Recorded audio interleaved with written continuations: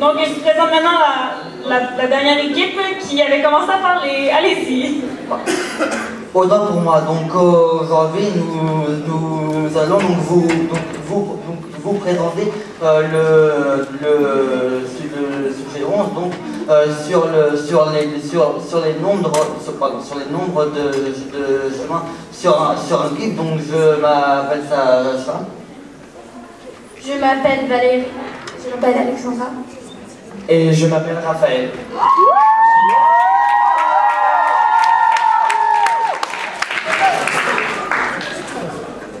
Donc le sujet, donc le voici, donc la question qui est donc posée, donc combien de chemins légaux y a-t-il pour un cube de côté n sur n? Donc comme sur les exemples ici, donc il faut donc calculer le nombre total possible sur un cube ici, donc c'est un n est égal à 3. Pour donc de A à B, donc comme on peut le voir ici, donc A et B c'est très important, il doit être donc des opposés. Donc ici, donc pour vous donner donc un exemple, donc ici donc c'est un cube en 3 dimensions, donc de n est égal à 1, où nous avons donc ici représenté en rouge donc les 6 faces. Et vu que c'est en perspective cavalière, donc on ne peut pas voir la totalité des faces, donc c'est pour cela que nous voyons que la 1, la 2 et la 5. Donc nous avons donc premièrement commencé par donc n est égal à 1. Donc la méthode était la suivante. Donc nous avons surligné toutes les voies entre guillemets possibles sous différentes couleurs. Ici, nous voyons un cube de n égale 1. Donc de côté 1, nous avons créé des points que nous avons nommés en ordre alphabétique. Ces points désignent les sommets de cubes. Nous allons utiliser ces points plus tard. De plus, nous avons numéroté chaque face à 1 à 6 en rouge. En effet, nous avons désigné les routes de A à B.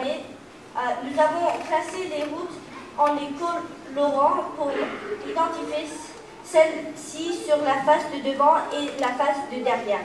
Nous retrouvons des routes dessinées en 2 couleurs, rouge pour les routes sur les faces 1 et 2 et bleu pour les routes de la face de derrière. Nous pouvons remarquer que nous avons le même nombre de routes sur les 3 faces. Donc, pour trouver le nombre de routes d'un cube, nous devons multiplier les routes de face d'avant par 2 et puis soustraire le nombre de routes en commun. Dans ce cas, il y a 2 routes en commun, donc nous devons soustraire le nombre total de routes par 2. Par le fait, donc, nous avons continué sur cette lancée, cette fois-ci pour n est égal 2, et puis comme vous pouvez le voir, eh ben, c'est très illisible, donc cette technique est donc plus valable. Cependant, moi j'ai utilisé une technique assez similaire, juste une différence, c'est que j'ai commencé par en fait compter les chemins possibles sur une face en passant par des points intermédiaires qui se trouvent sur les arêtes du cube. Et puis ensuite, donc du point A qui est le point de départ jusqu'au chemin intermédiaire. Après, en seconde partie, j'ai compté le nombre de chemins possibles depuis ce point intermédiaire jusqu'au point d'arrivée. Donc ça nous donne des chemins comme ça. Là j'ai donné 2 exemples, donc voilà. Ensuite, comme vous pouvez voir, là j'ai mis le cube pour n est égal à 2 et n est égal à 3. Et ça nous donne en fait ces listes de nombres. Donc là, pour n est égal à 2, ça nous donne 1, 3, 6, 3, 1. Et pour 4, n est égal à 3, c'est 1, 4, 10, 20, 10, 4, 1. Et en fait, ces suites de nombres, on les retrouve dans le triangle de Pascal. Donc ça m'a aidé après pour continuer mes calculs de chemin sur le cube. Donc je vous en parlerai un peu plus tard, après qu'ils aient exposé leur technique à eux. Ici, nous avons fait la même chose, mais sur une cube de n égale 2. Le nombre de routes sur ce cube était plus difficile à calculer comparé à l'autre cube. Donc on ne va pas te montrer toutes les routes. Donc on a commencé par calculer les routes sur une des faces. En effet, nous voyons que celles-ci sont les routes de A1 à F1. Pour les routes de A1 et A2, D1, on peut voir qu'il y a une sorte de pattern ou motif ici aussi. Pour les routes de A1 à E1, il y a 6 routes. On a fait 3 fois 3, car il y a 3 routes de A1 à D1 et 3 routes de A1 à F1. Non. On a trouvé que c'était plus simple de calculer les routes si on utilisait le patron d'une cube. Il y a 3 points B, car quand on le reconstruit le cube avec le patron, les 3 points vont toucher et former le point B. Donc voici un des exemples des patrons que nous avons créés pour les faces 1 et 2 d'un cube de n égale 2. Nous allons déterminer le nombre de routes de A passant par 3 différents points, E1, F1 et G1. Nous avons trouvé 3 routes passant par E1, 2 routes passant par F1 et une route passant par le point G1. Maintenant, nous devons trouver le nombre de routes de ces points passant par B. Nous remarquons qu'il y a une seule route passant par E1, 3 routes passant par F1 et 6 routes passant par G1.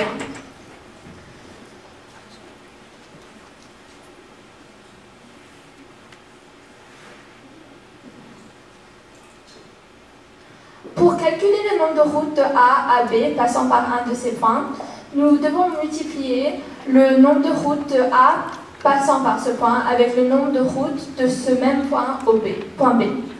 Par exemple, pour trouver le nombre de routes de A en B passant par le point E1, nous devons multiplier 3 et 1. Nous trouvons 3 comme réponse, donc le nombre de routes de A en B passant par le point E1 est 3.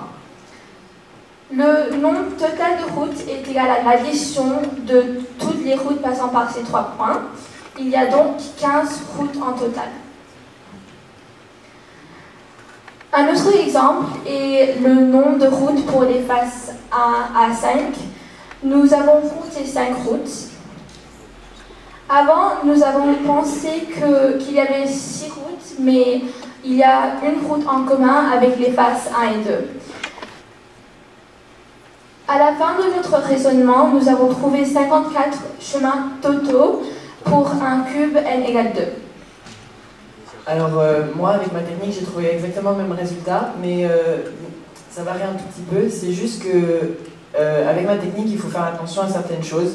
C'est que quand on multiplie les nombres intermédiaires par l'inverse, donc la liste dans l'autre sens, il faut faire attention, il se peut qu'on compte certains chemins en double, donc on est obligé de soustraire au multiplicateur le multiplicateur précédent.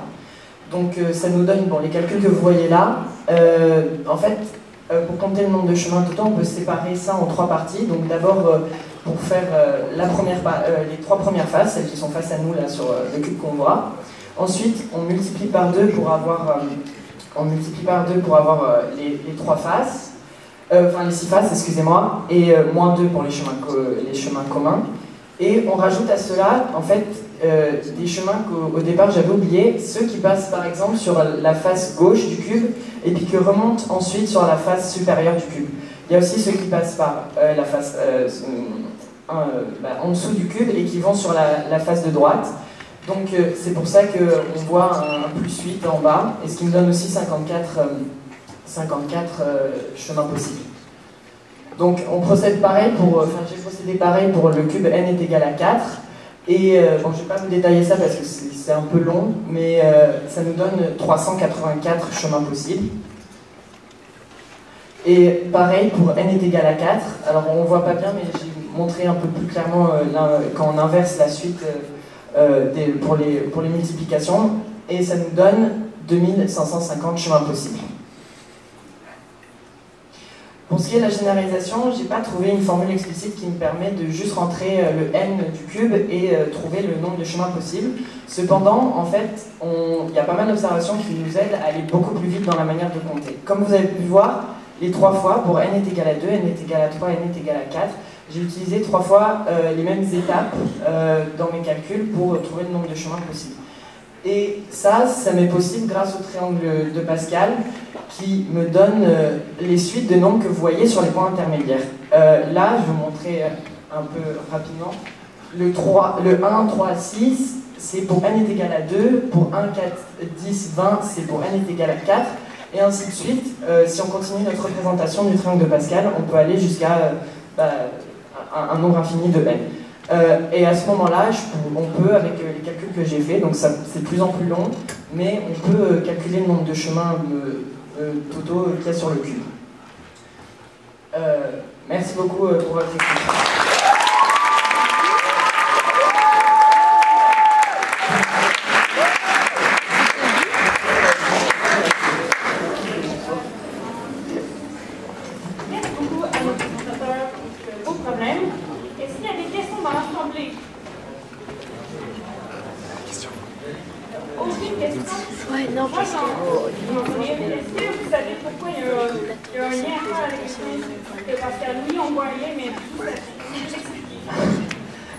En fait, ça nous aide, ça nous permet de trouver le nombre de chemins possibles parce que c'est combinatoire. Du coup, ça nous permet, après on s'arrête à une certaine ligne et ça nous donne juste c'est des chemins possibles. En fait,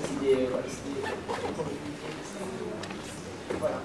Et on nous a aussi aiguillé, en fait, vous nous avez aiguillé là-dessus, donc après on a cherché pourquoi ça nous aidait, mais c'est d'abord vous qui nous avez aidé.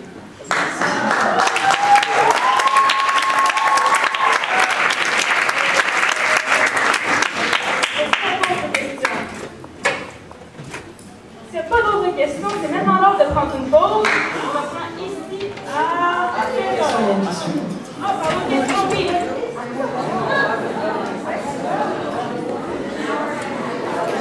C'est la pause, on va prendre 16 heures.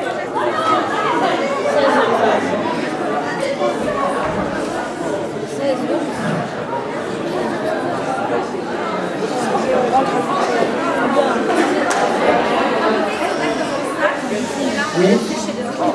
Donc, je voulais savoir donc, la comparaison entre les deux méthodes que vous avez faites. C'est la même chose pour 2 et pour 3. Pour 3, vous n'avez pas trouvé notre